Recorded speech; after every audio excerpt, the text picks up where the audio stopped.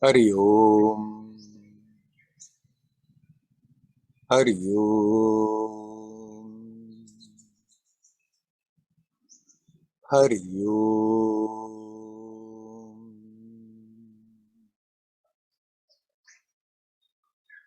Hello, my friends.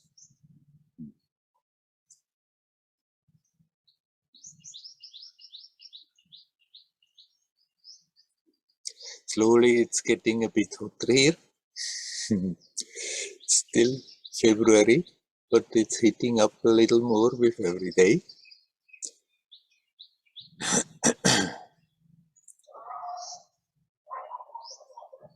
I have changed the settings about the sound because last time when it had to suppress the background sound very much, it seems that you couldn't understand me very well. So now I have shifted from automatic to just low background removal. So let's see how it goes, whether it goes with the sound of the wind and the birds and all the other sounds that are around, or whether it's too much. We'll see.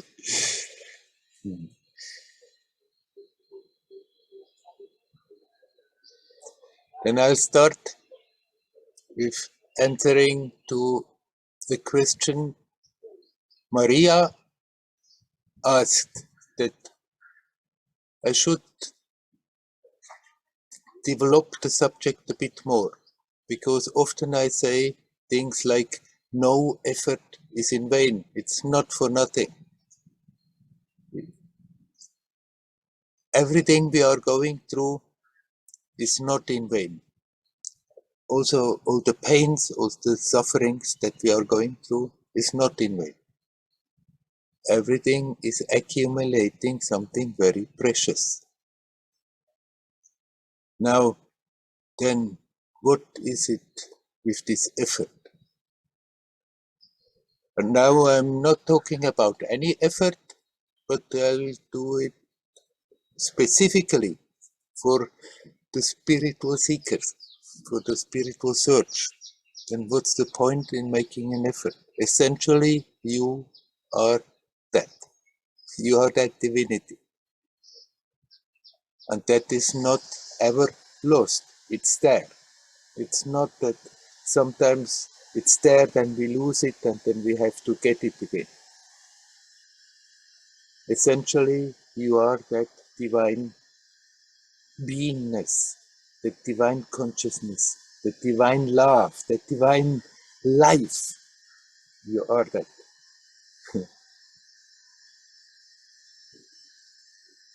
Now, what is the point in making any efforts? We have come into this world, projected some aspects into this magic show of a world to gain experience. And the experience in this world with a physical body is obviously a lot of effort. Having a physical body means effort. We can make an effort with reluctance, and then it's getting very, very hard. Or we can make it willingly, and then it's not a problem. But everything is an effort physically. In the morning, we had to get up day after day after day. It's always an effort. Everything we are doing is a little effort. And then now the question rises. Also, there is a lot of teaching now in the modern Advaita, in the modern type Advaita. Don't make any effort, you are already there. Hey, already there. You are that. So effort is only leading you further astray. Why should we not make any efforts spiritually? We have to make efforts for every damn little thing that we are doing in our life. Just walking from one place to another. Even when we get our meals served, we still have to make the little effort to eat it, to chew it. It's all is a little effort. Then why should we not also make a little effort or intense effort spiritual? It's not that we have to somehow improve our essence with effort. It's not that we have to create our essence. It's not that we have to find somewhere that essence. It's there, it's here, it's now.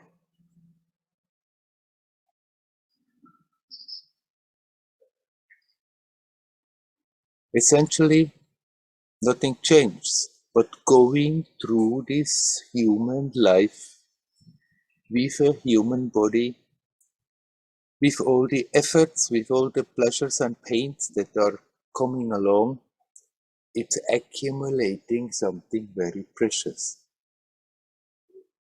Something is staying the same, and something keeps on unfolding and evolving. And every effort we make with a pure heart, an effort to connect with that divinity consciously, an effort to not be sucked into low, destructive human reactions, but to make the consciousness, the experience more expansive. All these efforts, they are accumulating something very valuable. We may not be aware of it immediately, but it's still there. And sometime, somewhere, the one who goes through all this will start to consciously reap the fruits of that and look back and think, I'm very happy that I did all that. The confusion is that you're not more divine if you make efforts, if you have made efforts in the past. The essence remains the same, but the experience of it and then the expression of it, the manifestation of it gets more powerful, more beautiful, more loving, expanding in consciousness. No effort is lost, but what we can do with effort is that we learn to make those efforts playfully. That we don't go about our spirituality as a heavy task and think, oh, I have to do it, it's terrible, but I have to, sometime or other, I have to do that, so I have to make my efforts. Sit in meditation with effort. Keep the timetable with effort and be very tense about it.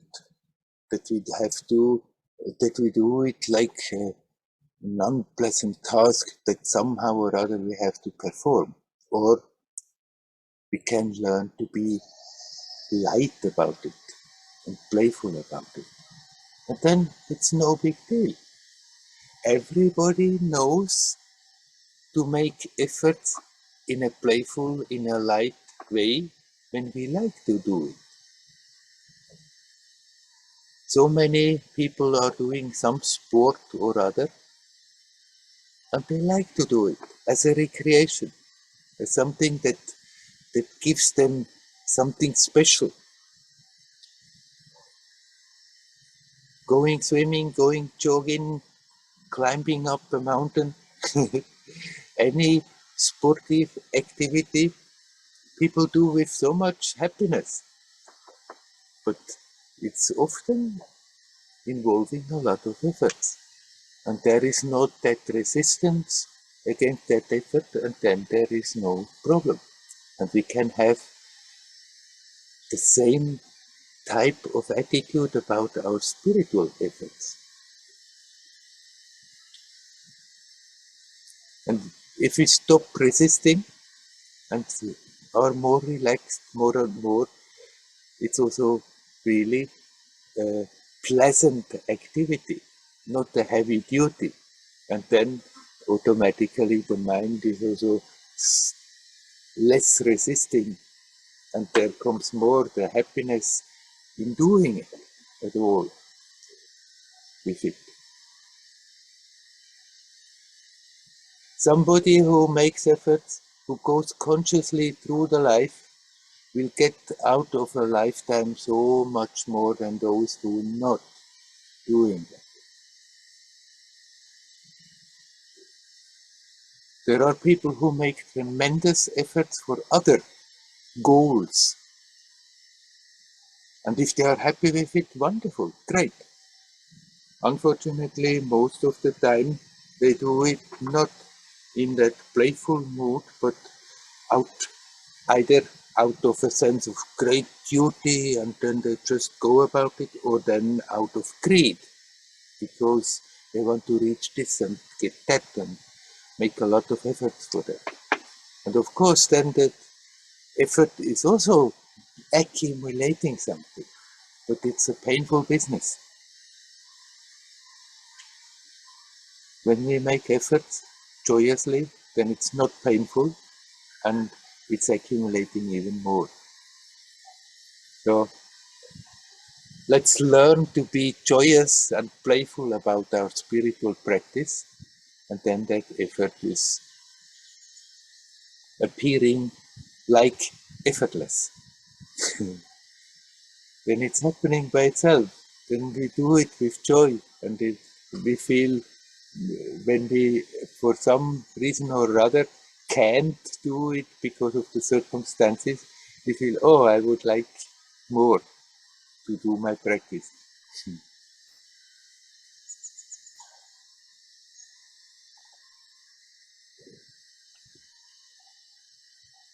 Okay, Maria, I hope this question, I have gone quite extensively about it. I hope we can drop the subject now, for now.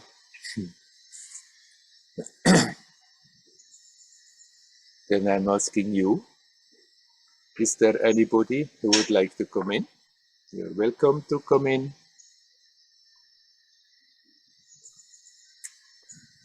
Hari Om, Werner.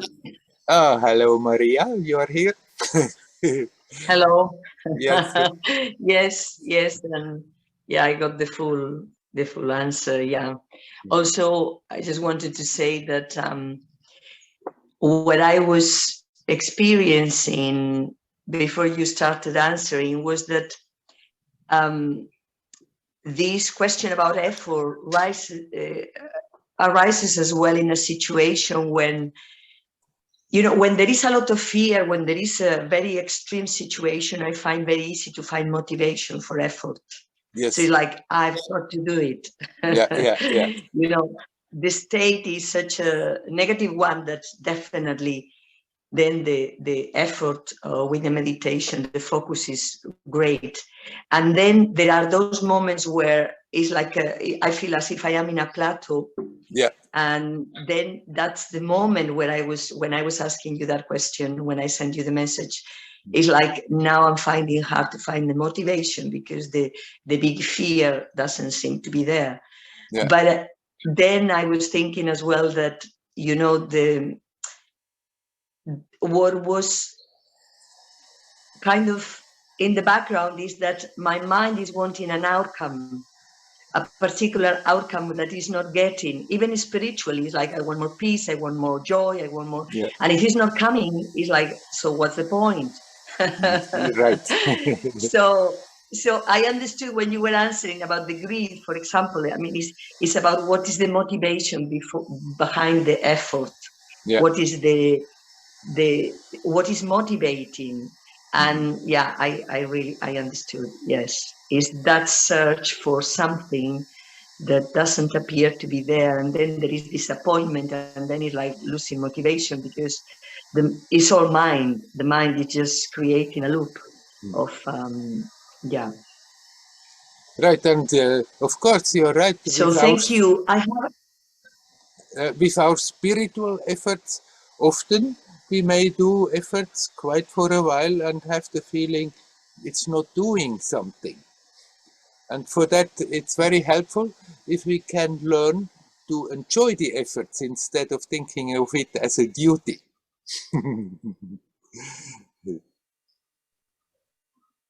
Yeah. I have another question related to what Anita you were discussing with Anita last week about manifestation and accepting, uh, just being open to what arises.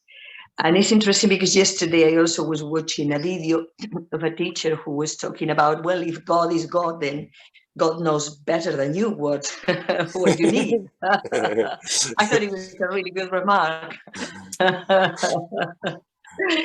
And I feel I often fluctuate between the two extremes, and I suppose, as usual, the solution is in the middle.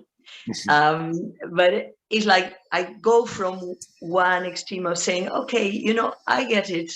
It's true. If I trust God, and I trust God at a very fundamental level, I do. Then she will provide whatever circumstances are necessary for my own growth, for sure, and for everybody. Yeah. So it's like, I'm sure God is taking care of it. At the same time, there are those moments, which was what Anita was able to articulate in a way in which I hadn't been able to articulate before, is where I really feel the drive to try to manifest something consciously. Yeah. And to me, it makes total sense that we have imagination, we have a speech, we have emotion. There is that, all these things that to me are part of the creative process. So we've been created with the capacity to create. Yes. So then the predicament comes when I go also into this going into affirmations, visualization, mainly affirmations. And for a short period of time, I feel very motivated to do them. And I feel, as you were saying last week, it helps to neutralize some things which are kind of very negative. And then I get terribly tired of it. I get bored and I just leave it. And so it tends to go between the two poles. And I just wonder whether you could Let's talk a go bit into about it it. once again. Yes. Yeah. Of course, you're right. We have been created in such a way that we have that possibility to create. And so there's nothing wrong if we are using that ability, but we can learn to use it also in such a way that we are not always attached to everything that we are doing or trying to do. That we are capable of feeling right, that we're giving energy in a certain direction because we would like to manifest something, but then at the same time not so be obsessed that it has to manifest exactly when I want and how I want. But okay, I give it in, and then it's up to the universe, it's up to God whether it's manifesting or not. And then it doesn't create a problem. The problem comes when I'm making my well being dependent that my manifestation should manifest the way I want them. uh, Somehow it's going to and fro. I don't know whether it's. It Oh is no, somebody else. Yeah. yeah, yeah. There was another one coming. Now I think it's okay. All right. So as long as we are not making our well-being dependent, that our manifestations manifest the way we want, then you can playfully go about it. At the same time, basically nurture that attitude, leave it in God's hand, but then in God's part of God's will is that consciousness manifests, has its own creativity. So let's use that creativity and manifest what we can, but at the same time be aware. I mean, it is not as important as we think most of the time. What is important is that we learn to be consciously in the present and live intensely now. And then from there, playfully, we can arrange the circumstances as good as it goes. And sometimes it works and sometimes it doesn't work. If we have that broad-heartedness, then trying to create things is not creating tensions or problems. And it's just another expression of your own joyousness, of your own life force.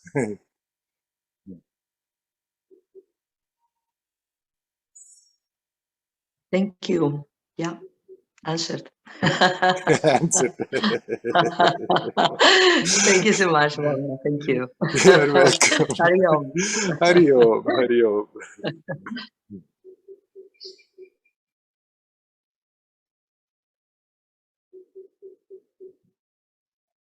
The one thing that uh, is now just coming in my mind from this conversation we had, the one thing very important is that we learn not to take the whole story so serious. That is something it's good to remember again and again.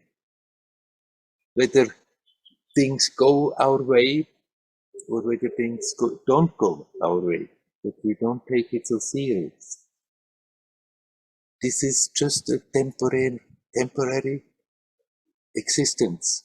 We have projected our energy, our consciousness into this world, into this magic show to gain experience. And if we live consciously, no matter whether the circumstances are happy or unhappy, then we are fulfilling the purpose of why we came here.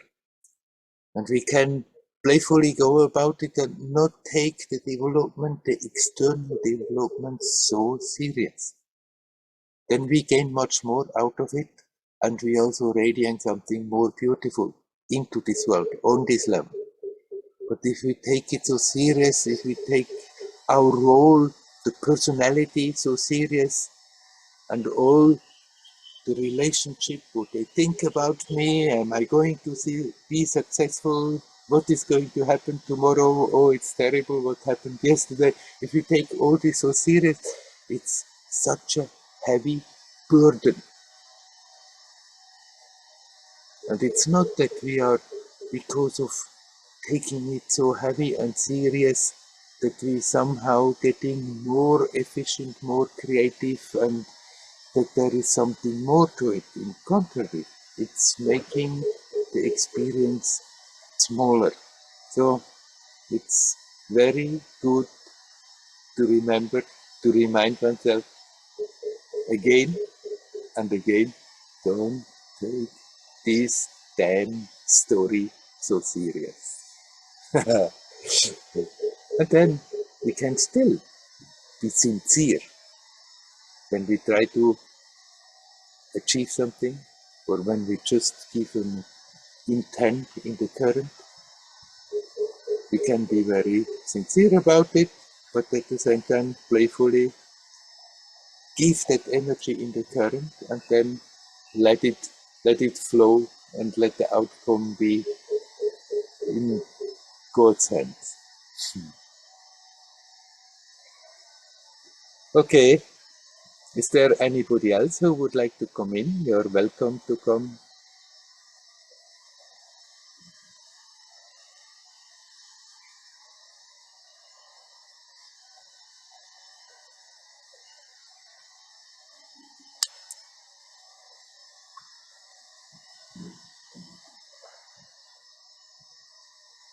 Nobody wants to talk?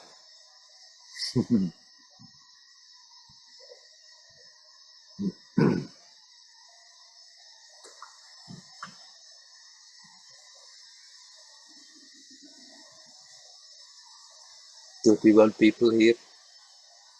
Nobody wants to say something?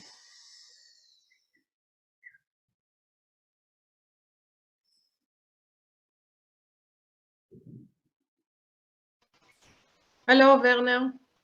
Hello, Diora. Hi. So I joined a meeting, a session, a meditation session with somebody from Israel here. Mm-hmm. And she spoke about welcoming everything that comes. Yeah. It was a half an hour of guided meditation. Yeah. And she spoke and spoke and spoke all the time. And I feel also the same about affirmations that I just can't do it.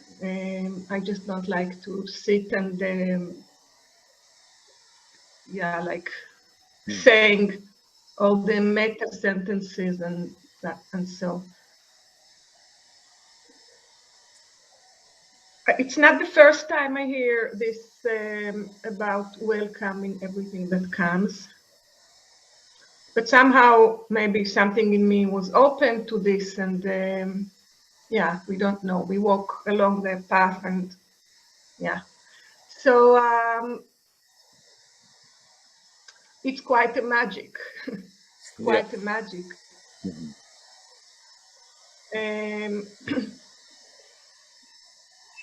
All the things, like they always told us, let go, let go, let go, and so many, and everything works at the time, but it changes, of course, all the time. And this this welcoming act, a welcoming non-act, maybe, was very, very powerful. Mm. And it's somehow it can be very, very, very easy and very simple because Yes. just like welcome. Yes. It's a sort of very actually deep, maybe state of mind. Maybe I was never ready for that, really, to just like let go and just like be so in such a simple way of accepting and welcoming. Yes. And somehow it makes everything so very simple at the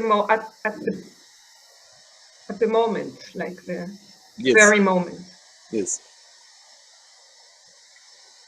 Yeah, just So wanted to you want share me to maybe. comment? You comment about If it? you wish, if you wish, I would like to. Yeah. Yes. Okay. You know, the two are not really as different as it appears to be.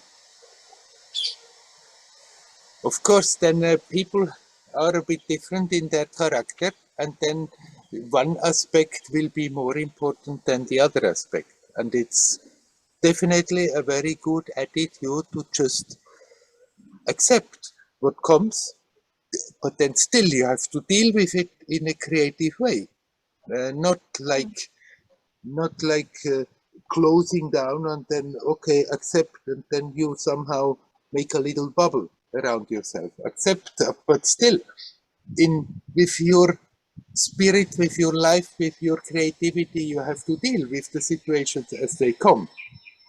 And there you also giving something into it, something creative, without even having the idea of doing affirmations. Affirmations is just one way of putting something into the current, but acting consciously in the present is also putting something in the current. So, but it's a very good attitude to just be basically accepting what comes, but not in a closed, negative, defeated way, but all right, whatever comes, and there I learn to creatively deal with it, to happily deal with it, whether it's a happy thing that comes to me or an unhappy thing that comes to me. Still, it's there, I have to deal with it, and I have to let it go when it's past. So the process of accepting and still bringing your creativity into your life from moment to moment, they are not opposites. They are two aspects of the same mysterious movements, and you can put a bit more attention to one aspect or more to the other, or you can also be aware of both and see, they function very harmoniously together. Because if we give something in the current, our creative energy, but remain detached, that very detachment is again the acceptance of what comes, whether what we give in is going to be successful or not, whether it has results or not, whether the results are desirable or not desirable. If we can have that acceptance, then using our potential to somehow contribute to the game is absolutely nothing wrong and doesn't contradict the acceptance aspect. It's only in the mind that we think it's two different things. Yeah, I understand that. If to be now, when I listen to you, I think also more about welcoming that has the taste of yeah, of joy, or of a bit like happy spirit. Yes. Because like welcoming somehow is not exactly as accepting. Welcoming is, for me, is like, oh, okay, so why are you here? Or do you want to connect with me? Or like if I meditate and a negative thought comes, or something in my body that disturbs me,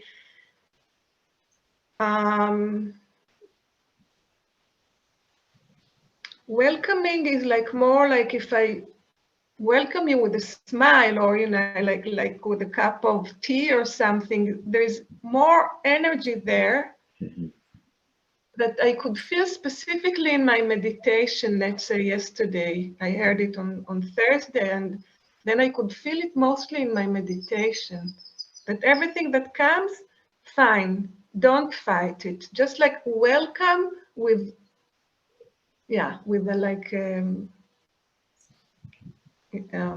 welcoming spirit, so called, which is a bit different from accepting. Well, it's when we make a difference. That's basically what I mean with accepting what you describe as welcoming. But Okay. one can easily have that notion accepting is something a bit negative, something a bit nearly defeated or so. Okay, I can't do anything about it. Okay. And Yeah. I never mean it like this, but sometimes it may be understood like this. But okay, welcoming is fine. If you prefer that word, then welcome.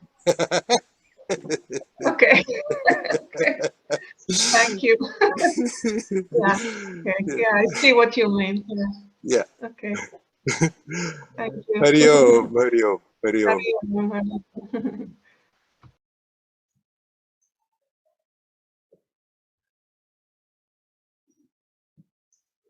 Is there anybody else who would like to come in?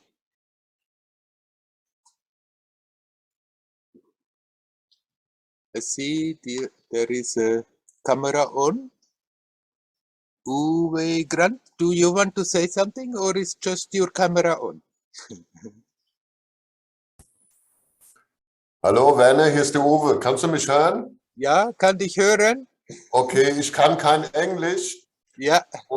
Und ja, an sich habe ich auch nicht viel zu sagen. Es genügt dabei zu sein. Ich verstehe zwar kaum etwas, aber ich sag mal, Präsenz ist alles.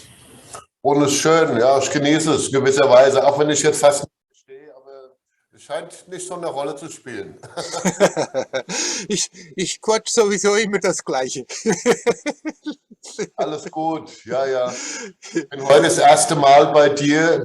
Ich hatte dich bei Jetzt TV mal kennengelernt, da war ein Interview mit dem Wolfram Umlauf und daher kenne ich dich. Ich war seinerzeit dabei und heute habe ich frei. Ja. Und ja, Schön, es ist alles Schön. gut bei mir. Es ist alles gut, es Okay, fühlt sich sehr gut an und ja, ja, weiter so. schön. Schön, Dann ja. schön, dass du da bist. Weißt du, ich frage die Leute alle, bitte stellt die Kamera ab, schaltet sie aus, außer wenn ihr reinkommt, weil meine Verbindung ist nicht so sehr gut hier. Ja, und so, wenn alle die Kamera anhaben, dann braucht es viel Information dafür. Okay, dann ist es besser für dein System. Ich stelle jetzt gleich die Kamera ab. Ist das Ja, so, ja? ja, Dann und dann nachher das Mikrofon auch wieder, wenn wir aufhören. ja, genau, das Ja, mache ich, gut. ja. Dankeschön. Okay, ja, Am Schluss, wenn ich aufhöre aufzunehmen, dann kommen alle rein und wenn es geht, dann sehen wir uns im Moment alle zusammen im Gallery View. okay, dann machst Kamera wieder an, ja? Ja, alright. Okay, alles klar, wunderbar. Ich Wunderbar. danke dafür. Ich danke, dass du da bist. Vielen Dank. Ja. Gern geschehen. Tschüss. Hariom, Hariom.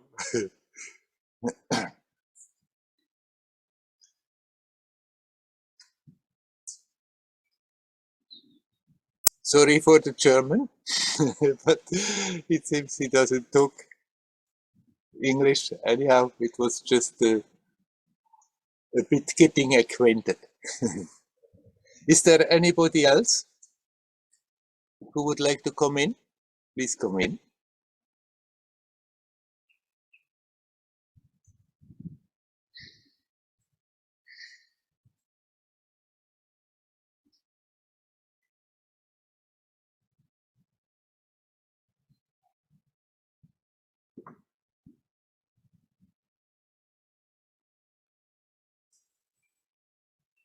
Yeah, there's still over 30 here.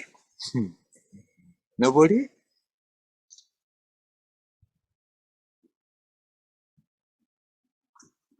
My internet connection is not very stable, the computer just told me, but I hope you can still see and hear me.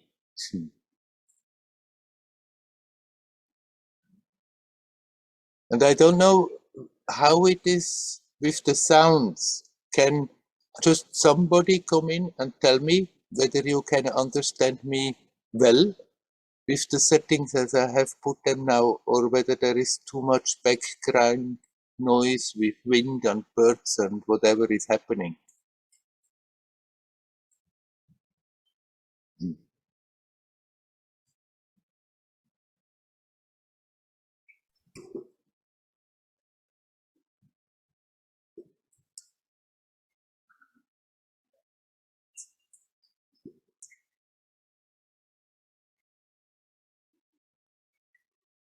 Heidi, if you say something, you have to unmute. Your microphone is muted. I can't hear you. We can't hear you. You have to unmute the microphone. Doesn't work. Yeah, now it works. Now I hear you. I wanted to say we can also hear the birds, and it's very nice. It's very nice. But you can understand easily what I'm talking. Easily. Yeah. So as long as there is not a neighbor spraying in the field right there, then it's all right. That wasn't so bad. No, because the computers suppressed the sound. It started and then it suppressed, but then some people said they couldn't understand me very well because my sound didn't come through very clear. So I have changed the settings that even if there is noise, it should not suppress my sound also.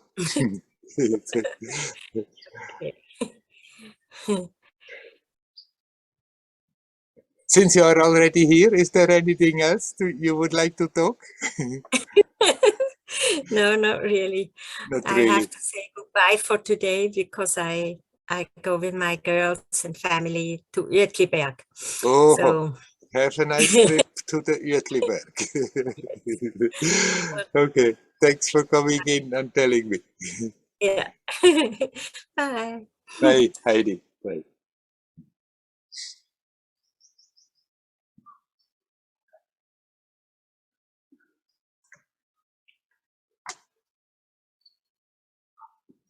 Is there anybody else who would like to talk? You're welcome to come in.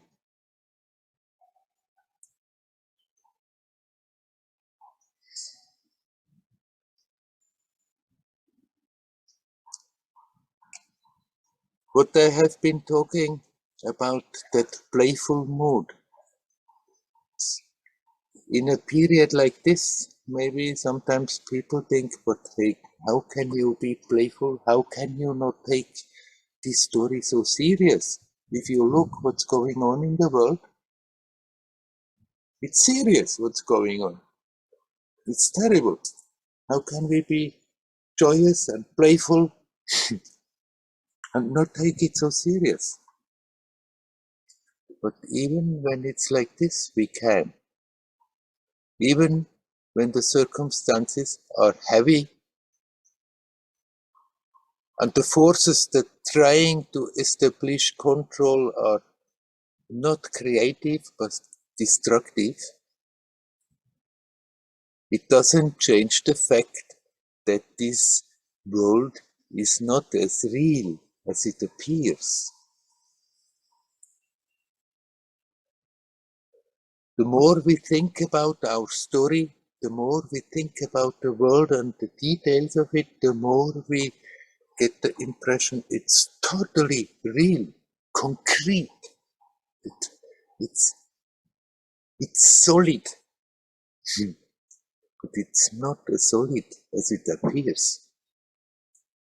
It's a magic show, and we are here to learn. It's good to remind ourselves to remember that. We are here to learn, to get richer for the experience.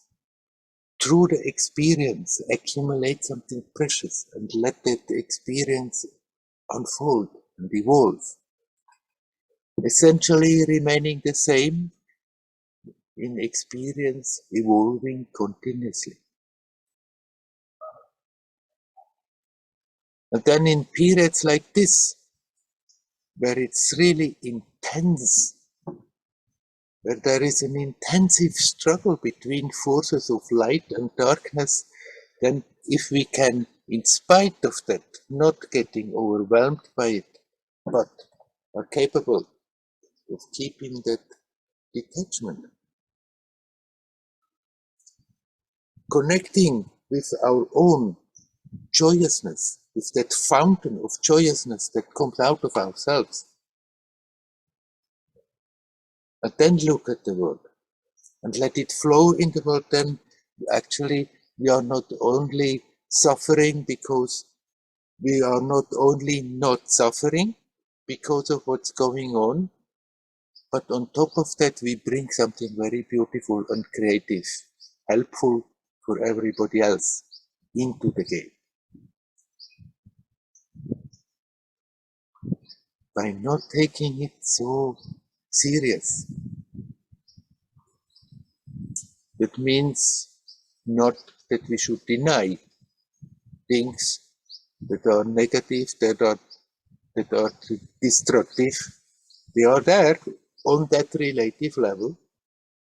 We can see them and still not take this world experience so serious. Nobody suffers in vain. Everybody is getting something very precious in difficult times. And all those who learn not to take the whole story so serious, all those who learn to be in touch with their own timelessness here now, with the joyousness of existence, they are not suffering even in unpleasant situations. Sometimes it may be unpleasant, may not be nice, but it creates suffering when we are creating suffering in the mind, when we resist, when we think it's terrible, when we take it very serious, when it's getting bigger and bigger.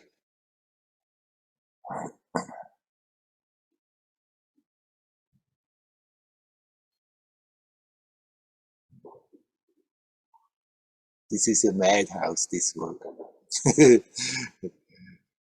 We came here to learn with all the madness that is happening, to learn to grow and to outgrow this level.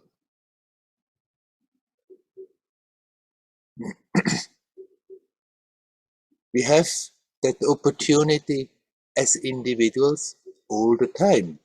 And now humanity as a whole has also the opportunity to really make an evolutionary step.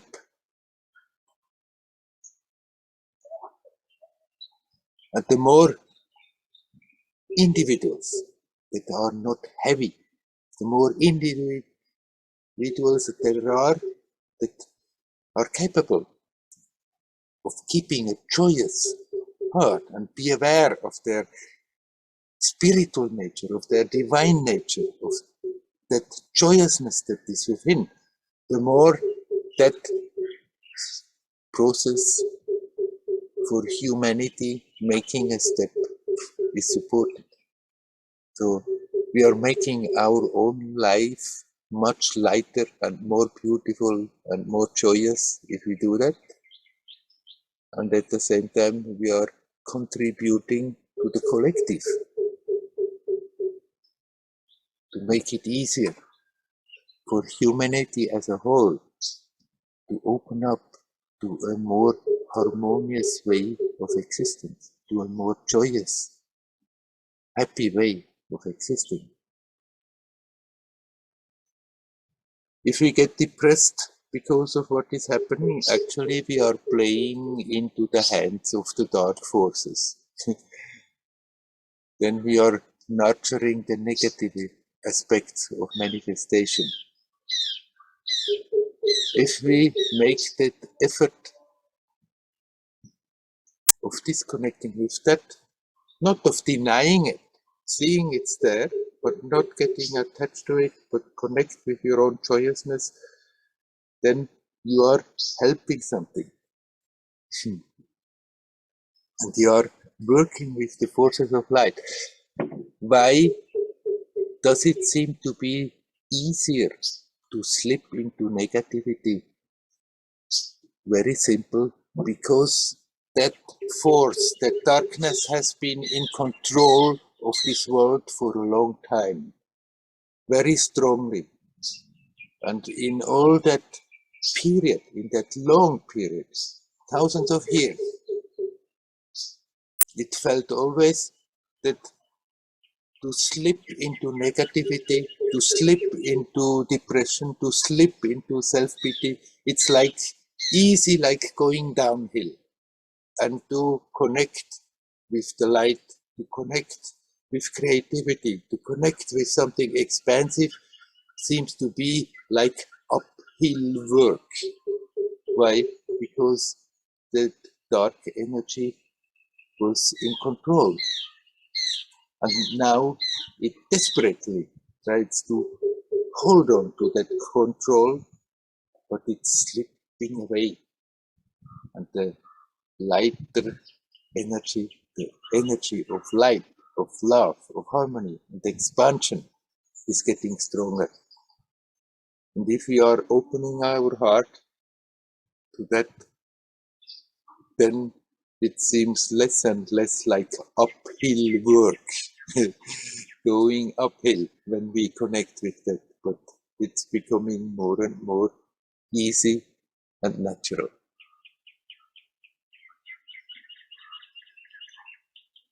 And it's much easier if we learn to take our own little story not so serious. Okay, I'm asking again. Is there anybody who would like to come in? Please go.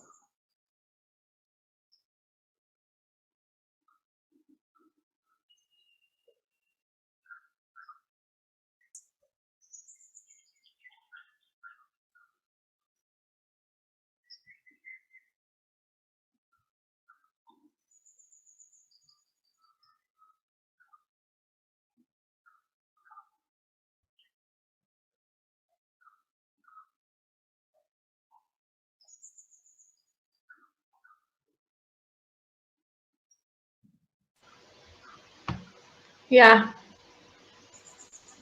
I have another question. Hello, Leora, again. Yes. About what you said.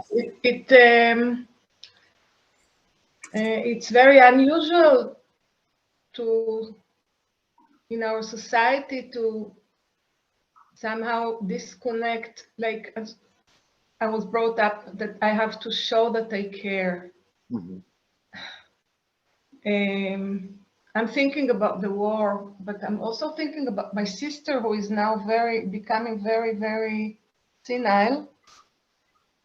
She's 86 years old, and there isn't much I can do for her. She has her children, and they do, and in any event, there isn't much that I can do for her.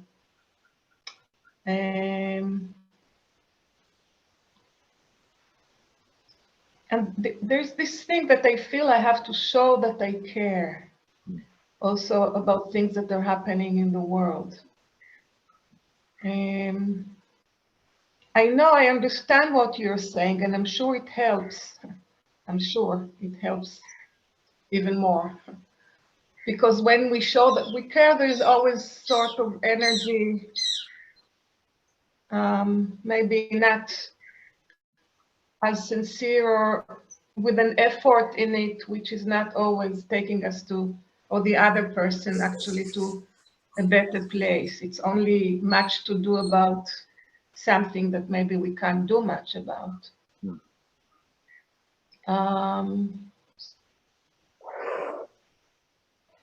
Like in Buddhism, they would say, yeah, but like, if you want to change things, then you have to show that you care, and you have to do things, to be active.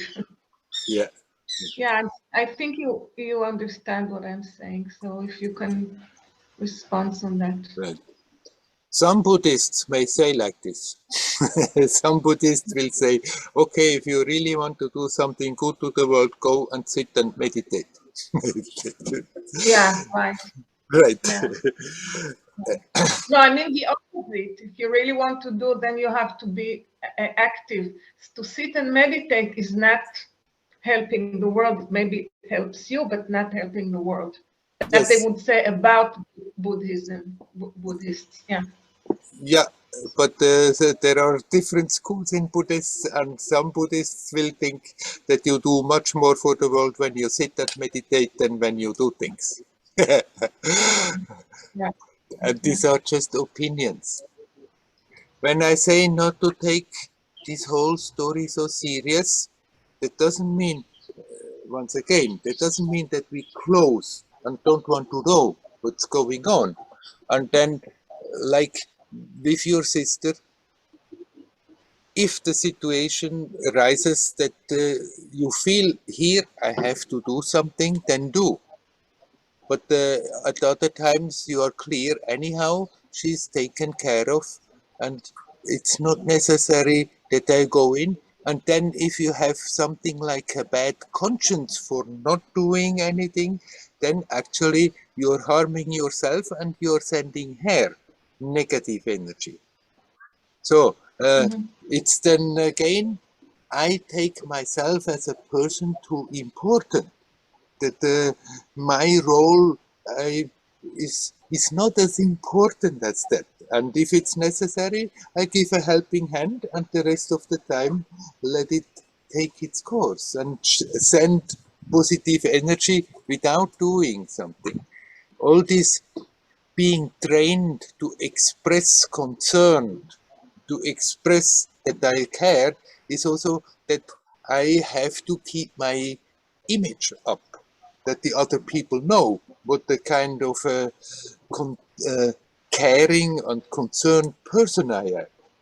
And if we don't do that, then some people may think, oh, you are all egoistic and caring only for your own damn thing. And some people may think, it's great that you are not always going out and showing your opinion about everything. but you can connect with what's going on and remain in your own harmonious, joyous state. And then something very beautiful goes to the people you are connecting with, whether you are expressing your care or not. That expressing the care is more that I want to tell it, that the others see it, and then I get a positive feedback.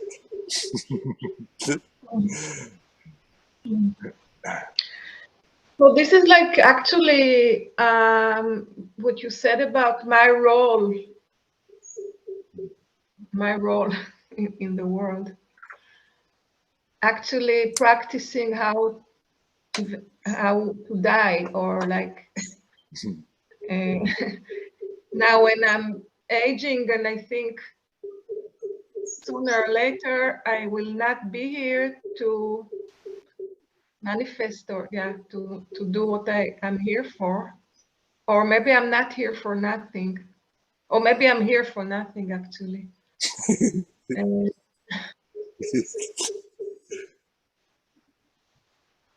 Yeah, I really feel that it's really like learning to let go towards the end of life. For me, this is, I feel maybe personally, it's the practice, because as you said before, my image and who am I and what did I do and do I do and what I don't do and all that inner talk, just to let go of all that, because really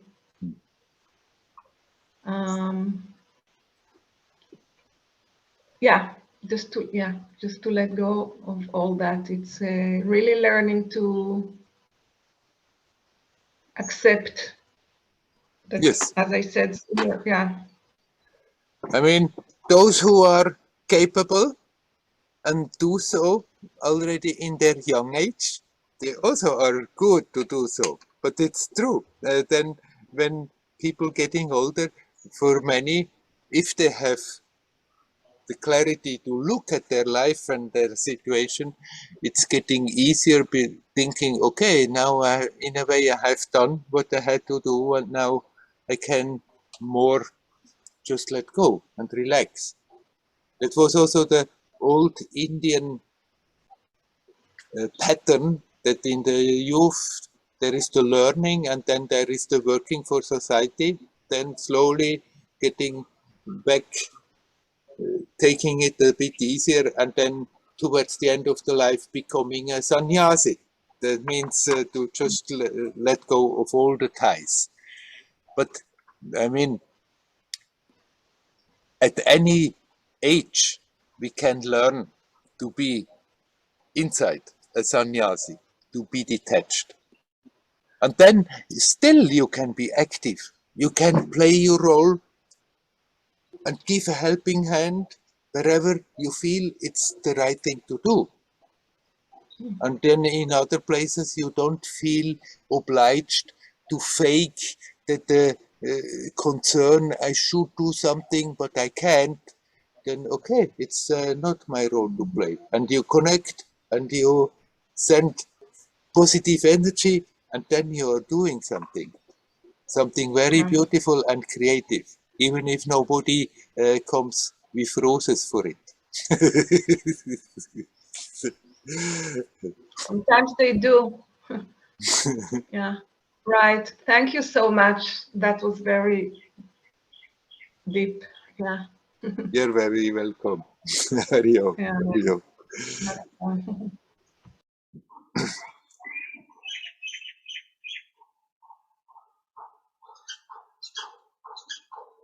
Is there anybody else who would like to come in?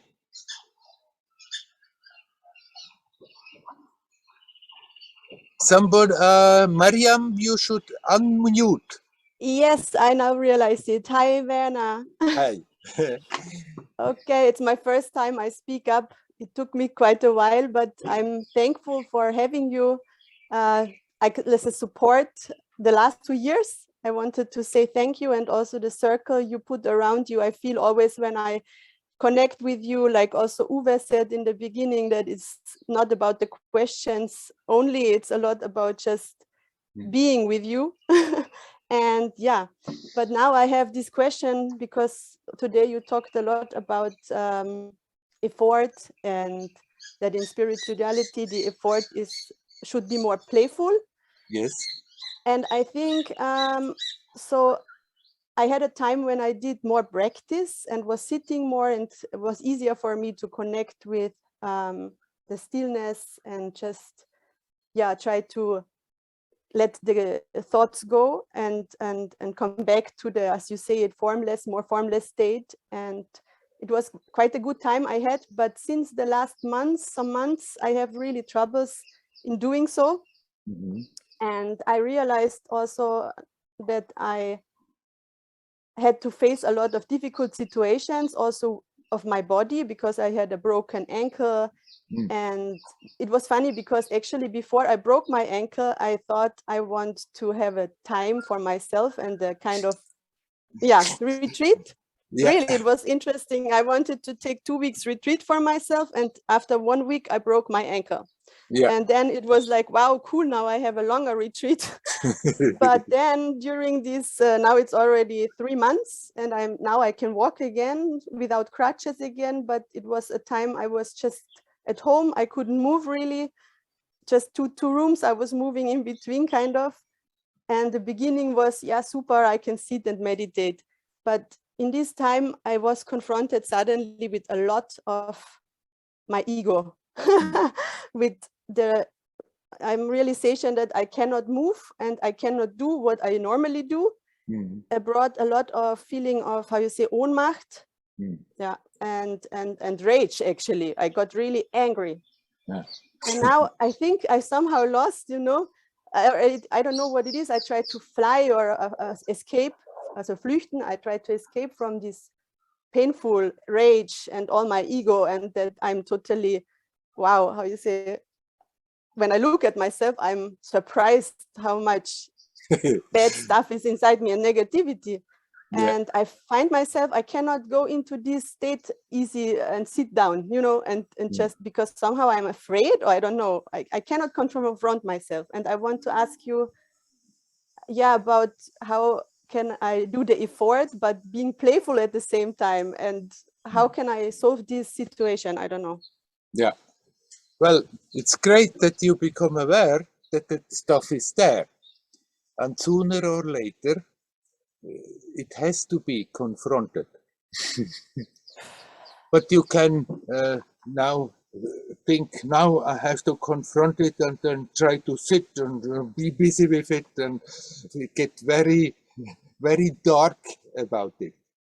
Or you can dose it and think, okay, sometimes I'm opening up to that. That doesn't mean you can confront it only when you're sitting quietly. Now you can walk again. Can you go and walk in the forest? Yes, actually I did one time. Yes, it was perfect. Yeah, and you can do that also when you are walking and at the same time connecting with nature. Then it's like you're getting the support of the trees and they help you to deal with that stuff. But it's not bad to confront that dark side that we have in us. That doesn't mean we have to go and dig in the subconscious and try to find every damn little thing that was negative ever in my life. It's a jungle we can get totally lost into. But you just are here now, at ease, at peace, as good as you can, and then the stuff comes all by itself. And when it comes up, if you can let it go, let it go. But if it's coming insistent, then accept. All right, I have to somehow deal with it. And let the ideas, let the emotions, let the memories, whatever it is, let it come up and observe what they are doing to your experience now. Try not to get lost in the stories of the past completely, or even if it happens for a moment, then you bring yourself back again and watch what is happening now. Observe what it is really doing to your experience, and then it's slowly losing its power. There's no really an escape from that.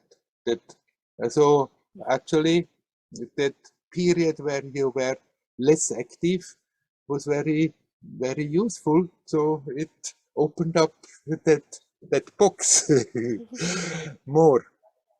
And it's good to become aware that we are carrying more stuff around than what we thought. But then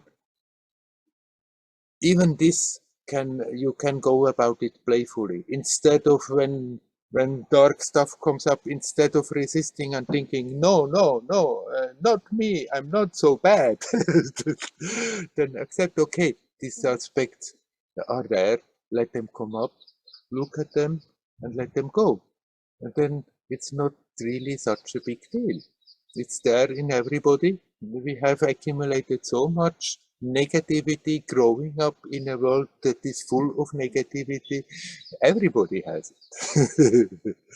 And to release it is doing a good service to yourself and also to the whole rest of humanity.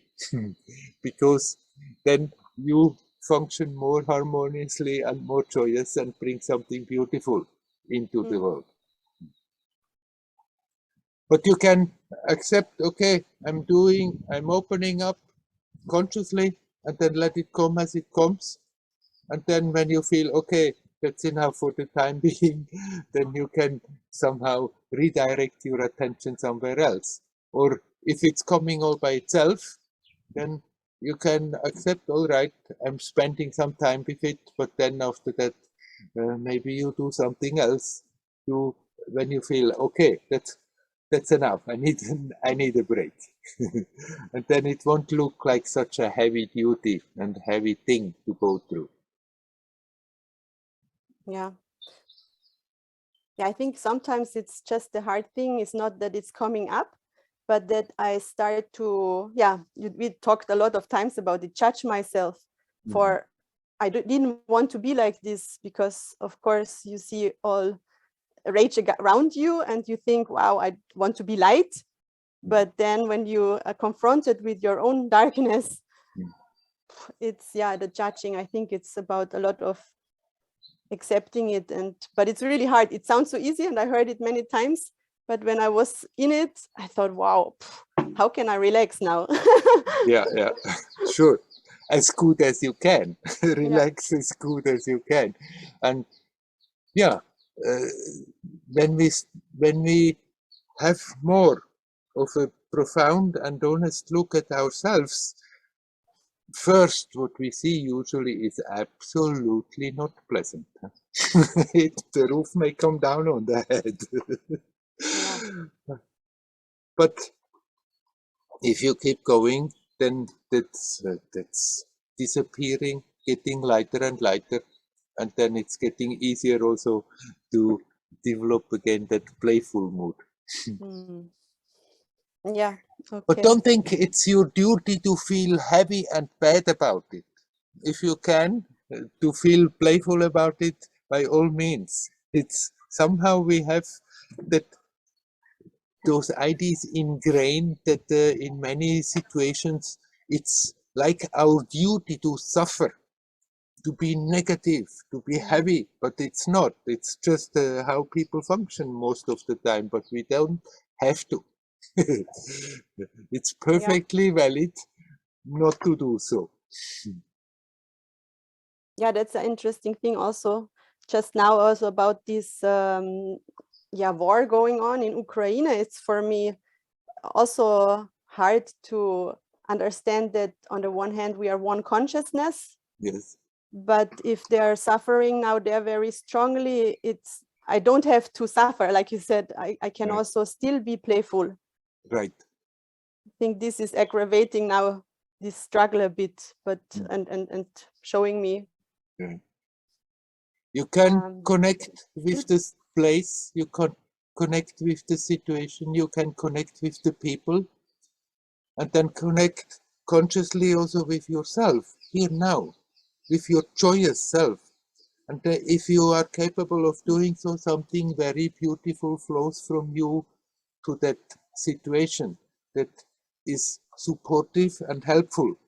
If you sit in Austria and you think, oh, it's really terrible what is happening there, then you just add more negativity, more heaviness.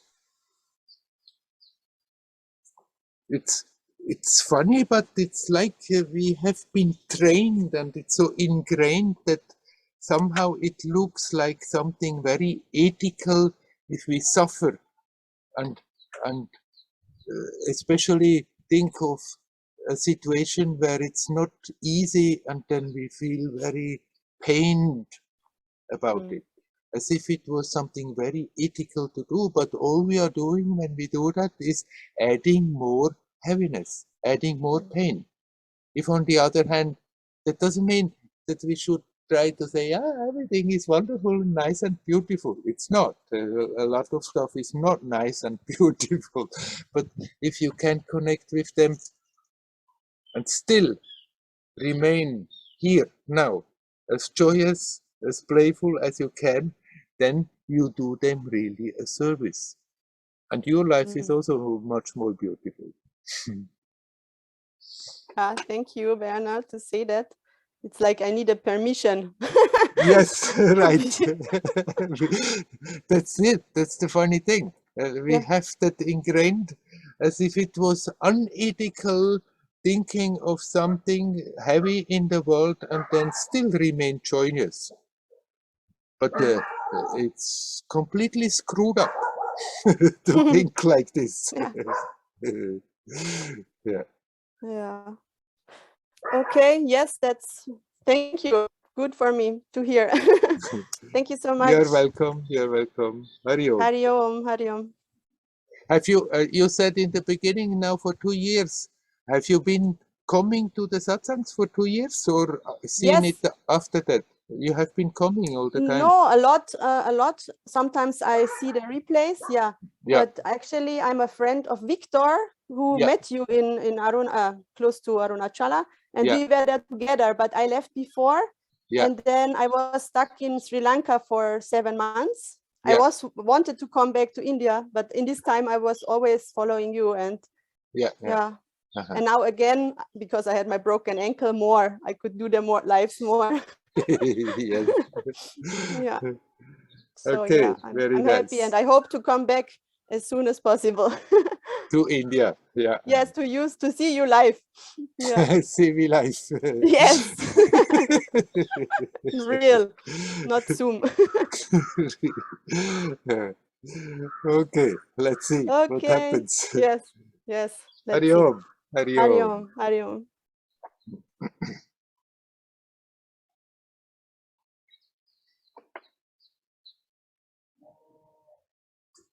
All right, there's some more time. Is there anybody else who would like to come in? You're welcome to come.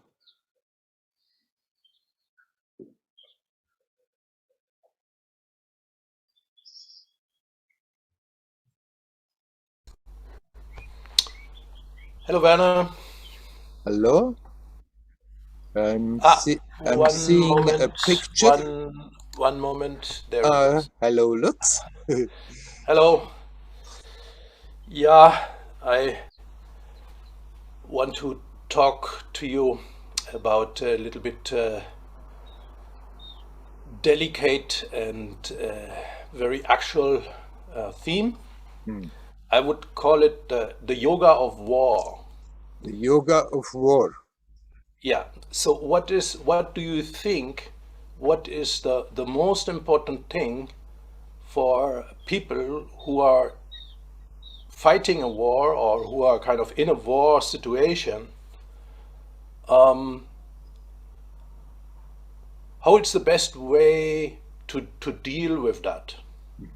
I want to include also a small story from my mother, who was in the Second World War in Berlin, and it was bombed every night. And so every night she would go into the bomb shelter, or she tried, and every night she had to fear for her death. The kind of walls were shaking, she heard the explosions and all these things. And this was going on for quite a time. It's for me today even it's unbelievable how she could kind of go through all this when every night this was happening for months. Yes. So still I asked her how you survived, and she said one gets accustomed to it, Yes. and somehow you cannot imagine how empathic and loving the people were with each other those days. Yeah. So in a way, I felt, ooh, there's a kind of positive dimension of war as well. But still, coming back to my question, she also inherited deep scars in her heart, in her whole being from experiencing all these horrible things, and I felt that she kind of did not release them all her life. And I, as a child, also felt that. And I also felt the heaviness of that. Yes. And I wanted to take it away from her and alleviate some of the burden she had. But actually, I was just a child. I took it in a way, and I don't know if that helped at all, or if I just made myself unhappy with that too. But what I want to say is, if you could have taught my mother before the war started something, what would you have taught her to kind of deal with this situation?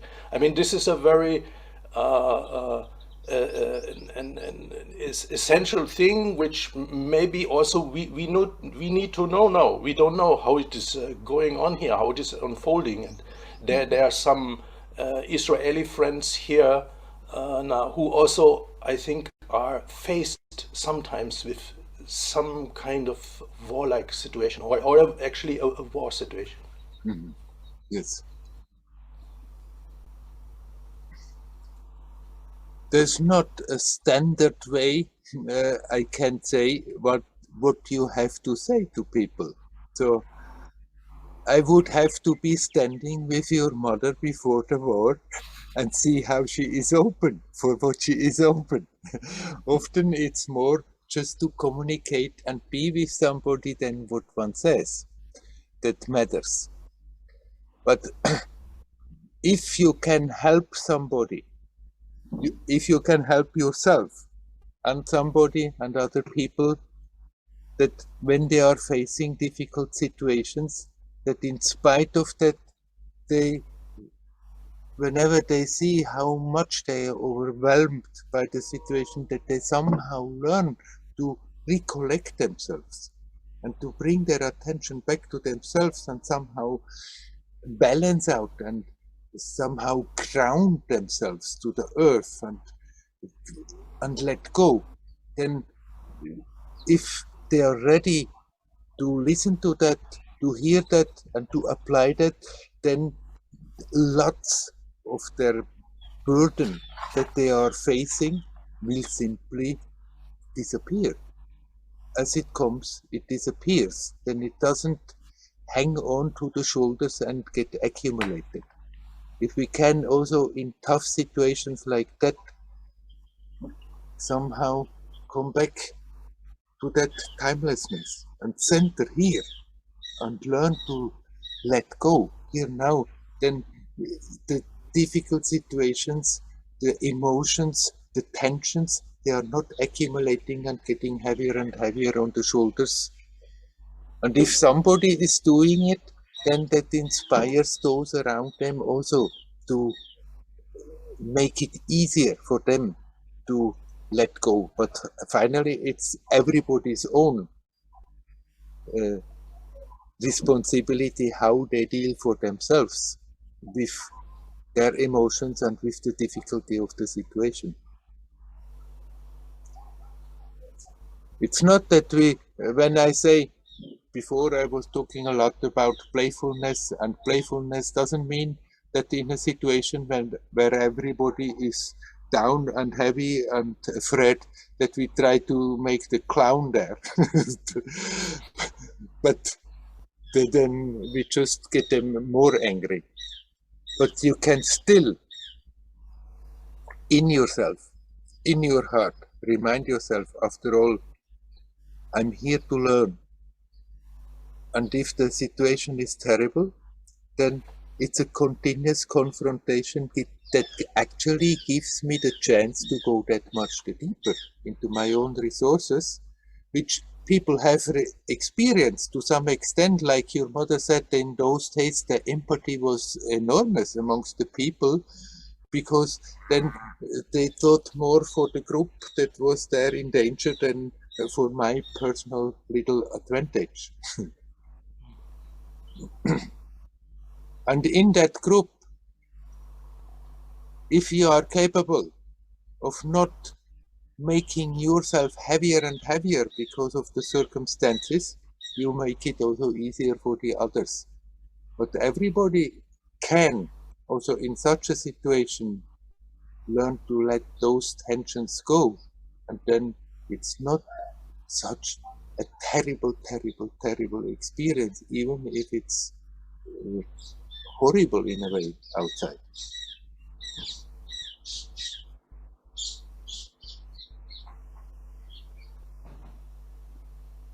It's amazing how war has been fascinating people. Like I heard from reporters that were in war scenes, when a reporter was talking about it, and he said, and if those reporters who are here and they only tell how terrible it is for them, and they don't agree that actually they're getting a tremendous kick out of it, then they are lying. Like people looking for that intensity that it's creating, even if it's a negative intensity, then that intensity forces them to connect somehow more with themselves, and then they are more alive. And somehow everybody looks for intensity. We can get that intensity simply by reminding to get the attention back to the self here now, and that intensity is there. But if the circumstances are heavy, then people are forced to be more attentive, more intense, and somehow,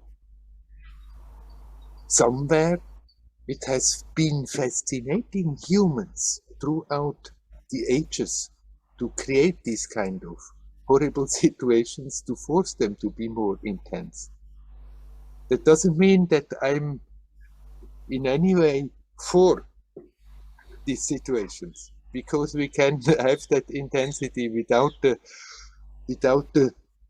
compulsion of the circumstances. But if somebody is in such a circumstance, then instead of total resistance and fall into self-pity and think, oh, it's again just absolutely terrible what is happening to me, by accepting the situation and then learn to be as conscious and as relaxed as it is possible in the circumstances, then they can get tremendous wealth out of such a situation.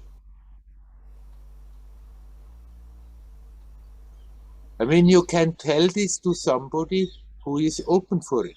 If somebody is not open for it, then they won't like if you try to tell them things like this. Then you just do the normal thing and say, okay, look, we are together, we support each other, and radiate something friendly to them and help them like this. If somebody is ready to hear this, then he or she can benefit very much if they start to live more conscious in such a situation. But if that readiness is not there, then better not to talk about it.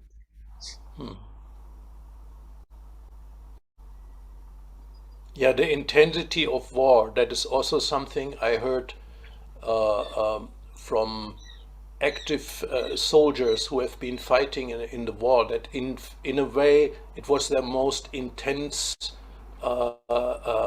time in their life. And in a way, they're still talking about it because it was fascinating, this intensity. Right. Although they could die at any moment, but they were so much alive that they're still, after 50, 60, 70 years, they're still talking about it. Yes. So what you said, this I heard also from other people. One little thing I want to say. You said ground yourself. So, for example, if if I'm in a foxhole or if I'm in a bomb shelter and something like this, I feel I want to run away. I want to kind of get away. I want to get out of my body and just doing the opposite of grounding myself to be here. I mean, this is just a kind of a thought which came to my mind. But if the situation is not nice, I personally have the tendency to kind of go out of my body, just not being there where I am. I want to be anywhere else but here. But you said ground yourself. So how to ground yourself when you are in big danger or something? I feel it's theoretical. No, it's not. But of course, the tendency may be there to flee, to run away, to fly away, to be in another world, whatever. But if you have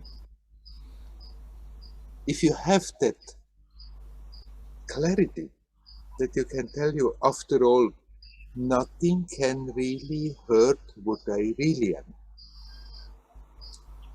then you can also face your fears. Then fear is just an emotion.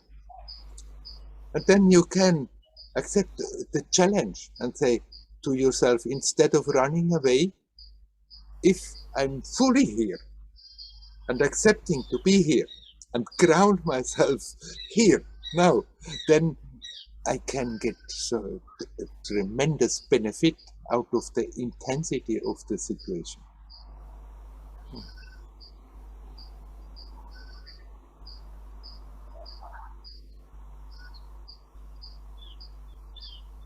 I feel it might work if one has done that before for a long time.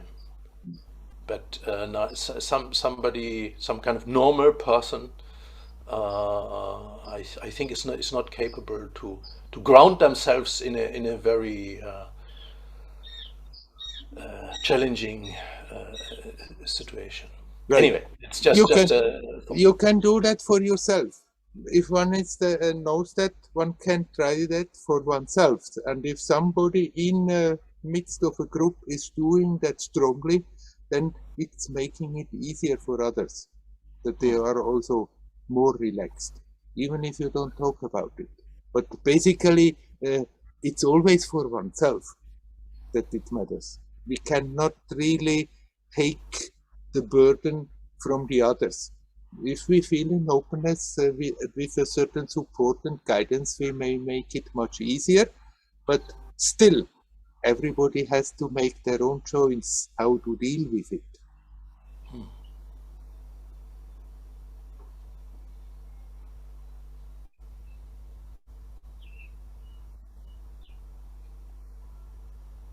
But you're right. Of course, it's better if we start to learn to do so without having the knife at our throat. To learn to be more conscious, to be more present, to be more relaxed, without having some threatening situation that means maybe they are going to take our life away. And then if we are trained like this, then it's getting easier also in difficult situations. That's of course like that. But then, so people who have not trained themselves, sometimes when the pressure is there from the circumstances, it's amazing what they are capable of.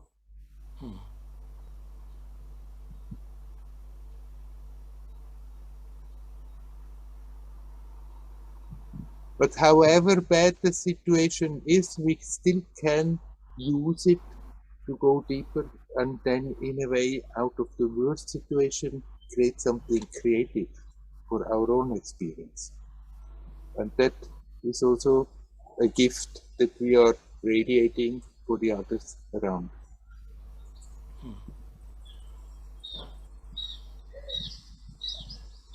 Shall we leave it at that for today? Yes, thank you. You are Good. welcome. Hari Om. Hari Om. Hari Om. I think then we leave it at that. Stop the satsang recorded for today. Hari Om. Hari Om.